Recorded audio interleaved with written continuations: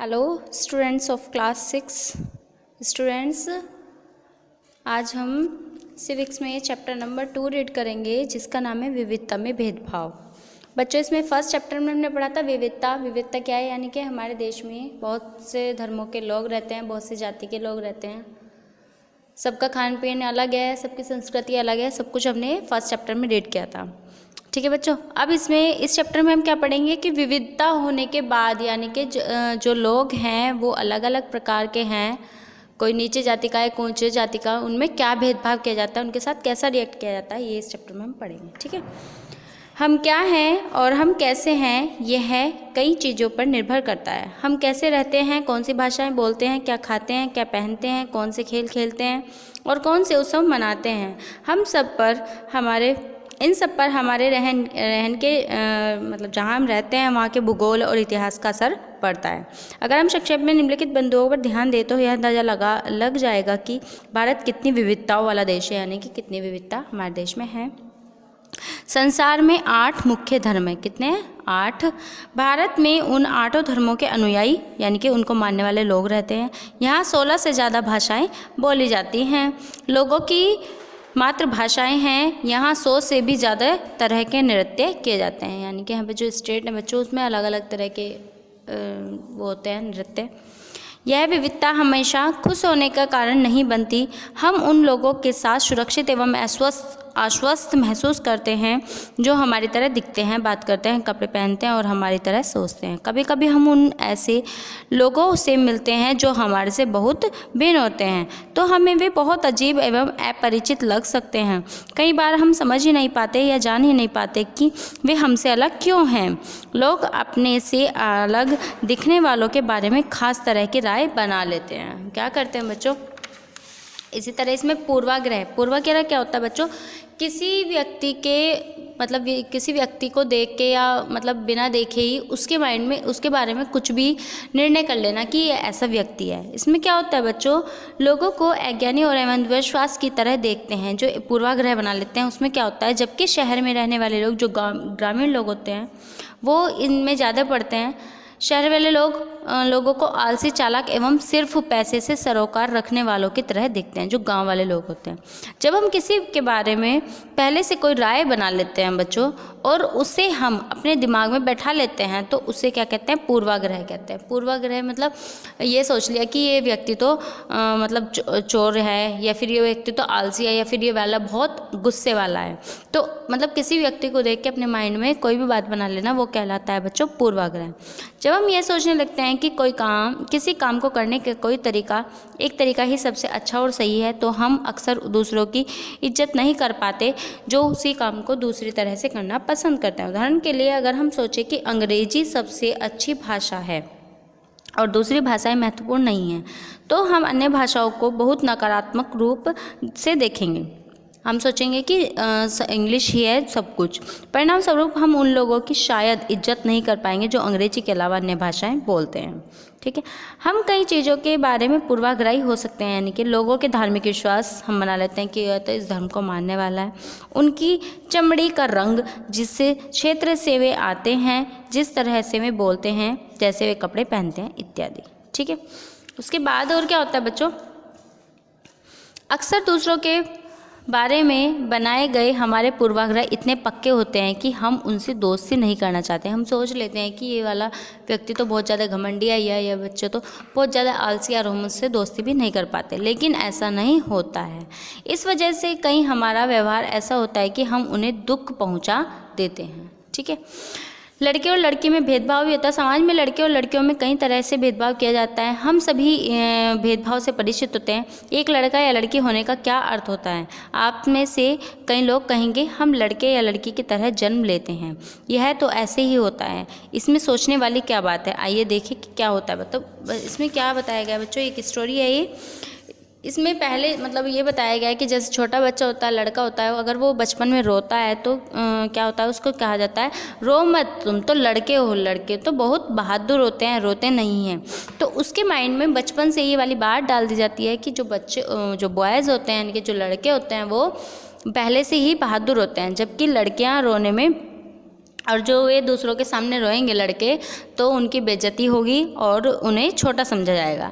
तो ऐसे करके मतलब लड़कों के माइंड में यही बात फिट हो जाती है और वो हमेशा सबके सामने नहीं रोते हैं, जबकि लड़कियां ज़्यादा रो जाती हैं। ठीक है, उसके बाद है रूढ़िबद्ध धारणाएं बनाना। रूढ़िबद्ध धारणाएं क्या होती हैं? जब हम सभी लोगों को एक ही छवि में बांध देते हैं या उनके बारे में पक्की धारणा बना लेते हैं, उसको क्या कहते हैं बच्चों? रूढ़िबद्ध धारणा कहते हैं।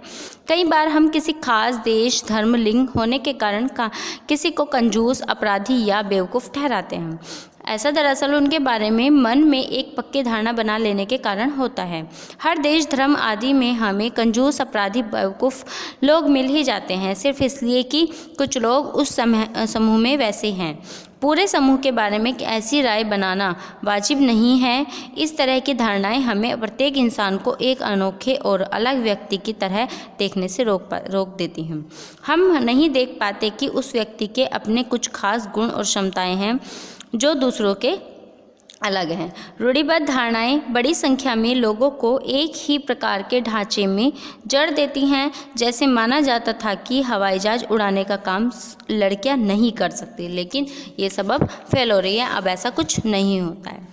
ठीक है बच्चों, फिर है असमानता एवं भेदभाव। भेदभाव तब होता है जब लोग पूर्वाग्रह या रूढ़िबद्ध धारणाओं के आधार पर व्यवहार करते हैं। अगर आप लोगों को नीचा दिखाने के लिए कुछ करते हैं, अगर आप उन्हें कुछ गतिविधियों में भाग लेने से रोकते हैं, किसी खास नौकरी को करने से रोकते हैं या किसी मोहल्ले में रहने नहीं देते, एक ही कुएं से हैंडपंप नहीं लेने देते, दूसरों द्वारा इस्तेमाल किए जा रहे कप या गिलास में चाय नहीं पीने देते, तो इसका मतलब है कि आप उनके साथ भेदभाव कर रहे हैं। और ये बहुत बड़ा कारण है बच्चों एक देश की प्रगति को रोकने के लिए भी। अब तो ये बहुत कम हो रहा है, लेकिन पहले बहुत होता है। भेदभाव का सामना करने पर क्या होता है? अपनी आजीविका चलाने के लिए लोग अलग अलग तरह के काम करते हैं, जैसे पढ़ाना, बर्तन बनाना, मछली पकड़ना, बढ़ईगिरी, खेती, बुनाई इत्यादि। लेकिन कुछ कामों को दूसरों के मुकाबले अधिक महत्वपूर्ण माना जाता है। सफाई करना, कपड़े धोना, बाल काटना, कचरा उठाना जैसे कामों को समाजों में कम महत्व का माना जाता है।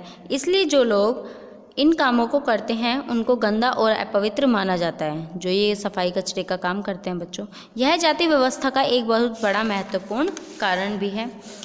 महत्वपूर्ण सीढ़ी के तले में रखा गया है, उनको अछूत और अयोग्य कहा जाता है। जो बच्चों सफाई का या फिर छोटी जाति का काम करते हैं उन लोगों को। जाति प्रथा के नियम एकदम निश्चित थे। इन अछूतों को दिए गए कामों के अलावा कोई काम करने की इजाज़त नहीं थी। ये पहले की बात थी बच्चों।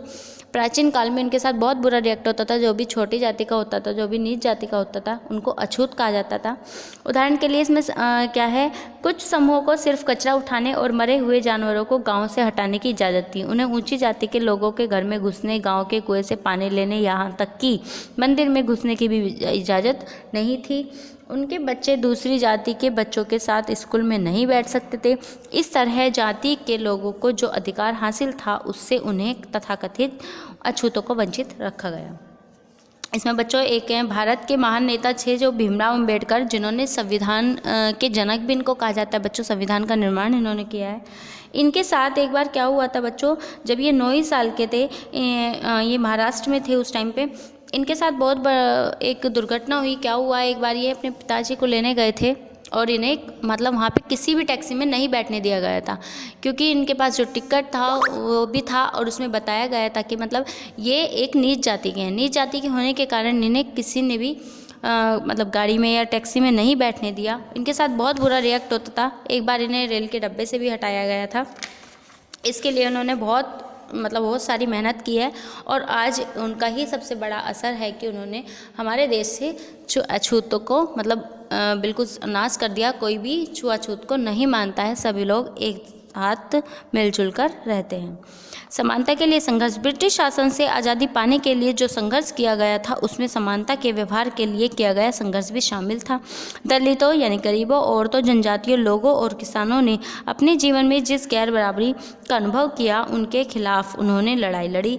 जैसा कि पहले भी बात हुई है, बहुत सारे दलितों ने संगठित होकर मंदिर में प्रवेश पाने के लिए संघर्ष किया। महिलाओं ने मांग की कि जैसे पुरुषों के पास शिक्षा का अधिकार है, पहले क्या होता था बच्चों, स्त्रियों को भी शिक्षा नहीं करने दिया जाता था, वैसे ही उन्हें भी अधिकार मिले। किसानों और दलितों ने अपने आप को जमींदारों और उनकी ऊंची ब्याज की दर से छुटकारा दिलाने के लिए संघर्ष किया। 1947 में जब भारत आज़ाद हुआ और एक राष्ट्र बना तो हमारे नेताओं ने समाज में व्याप्त कई तरह की असमानताओं पर विचार किया। संविधान को लिखने वाले लोग भी इस बात से अवगत थे कि हमारे समाज में कैसे भेदभाव किया जाता है और लोगों ने उसके खिलाफ किस तरह संघर्ष किया है। कई नेता इन लड़ाइयों के हिस्से थे जैसे डॉक्टर अम्बेडकर। इसलिए नेताओं ने संविधान में ऐसी दृष्टि और लक्ष्य रखा जिससे भारत में सभी लोगों को बराबर माना जाए। समानता को एक अहम मूल्य की तरह माना गया है जो हम सभी को एक भारतीय रूप में जोड़ती है। प्रत्येक व्यक्ति को समान अधिकार और समान अवसर प्राप्त हैं। अस्पृश्यता यानी छुआछूत को अपराध की तरह देखा जाता है और इसे कानूनी रूप से खत्म कर दिया गया है। लोग अपनी पसंद का काम चुनने के लिए बिल्कुल आज़ाद हैं। नौकरियां सभी लोगों के लिए खुली हुई हैं। इन सब के अलावा संविधान ने सरकार पर यह विशेष जिम्मेदारी डाली थी कि यह गरीबों और मुख्य धारा से अलग थलग पड़ गए समुदायों को इस समानता के अधिकार के फायदे दिलवाने के लिए विशेष कदम उठाए। ठीक है बच्चों, ये चैप्टर अभी ये है, इसमें आगे है। हालांकि हमारे संविधान में कई इन विचारों पर जोर दिया गया है, पर यह पाठ इसी बात को उठाता है कि असमानता आज भी मौजूद है। समानता वह मूल्य है जिसके लिए हमें निरंतर संघर्ष करते रहना होगा। भारतीयों के लिए समानता का मूल्य वास्तविक जीवन का हिस्सा बने, सच्चाई बने। इसके लिए लोगों के संघर्ष, उनके आंदोलन और सरकार द्वारा उठाए जाने वाले कदम बहुत जरूरी हैं। संविधान के लेखकों ने यह भी कहा है कि विविधता की इज्जत करना, उसे मूल्यवान मानना समानता सुनिश्चित करने में बहुत ही महत्वपूर्ण कारक है। उन्होंने यह महसूस किया कि लोगों को अपने धर्म का पालन करने, अपनी भाषा बोलने, अपने त्यौहार मनाने और अपने आप को खुले रूप में अभिव्यक्त करने की आज़ादी होनी चाहिए। उन्होंने कहा कि कोई एक भाषा, धर्म या त्यौहार सबके लिए अनिवार्य नहीं बनना चाहिए। उन्होंने जोर दिया कि सरकार सभी धर्मों का बराबर मानेगी। इसलिए भारत एक धर्मनिरपेक्ष देश है जहाँ लोग बिना भेदभाव के अपने धर्म का पालन करते हैं। इसे हमारी एकता के महत्वपूर्ण कारक के रूप में देखा जा सकता है। हम इकट्ठे रहते हैं और दूसरे की इज्जत करते हैं। ठीक है बच्चों, ये चैप्टर कंप्लीट होता है। नेक्स्ट टर्न पर हम इसके क्वेश्चन आंसर अपनी कॉपी में करेंगे। सभी बच्चे वीडियो को ध्यान से देखेंगे। Thank you, have a nice day.